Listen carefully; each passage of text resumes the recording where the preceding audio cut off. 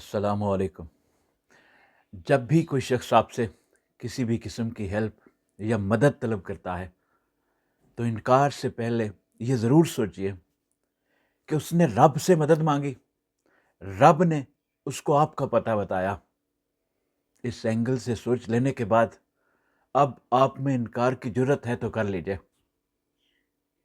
اور یہ ایک فکرہ میں نے ڈاکٹر اسرار احمد صاحب کی کسی ایک تقریر میں سنا تھا کہ اگر کوئی آپ سے کسی بھی قسم کی مدد مانگتا ہے اور آپ اس وقت اس کی بیان کردہ ضرورت کو پورا کرنے کی اہلیت اور صلاحیت رکھتے ہیں اور پھر آپ اس کی اس ضرورت کو پورا نہیں کرتے تو آپ مسلمان ہیں، عبادت گزار ہیں، پرہیزگار ہیں، آپ سب کچھ ہو سکتے ہیں، لیکن آپ نیک نہیں ہیں۔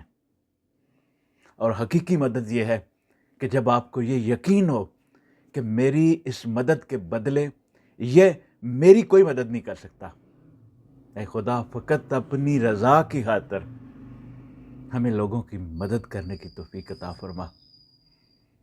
آمین یا رب العالمین۔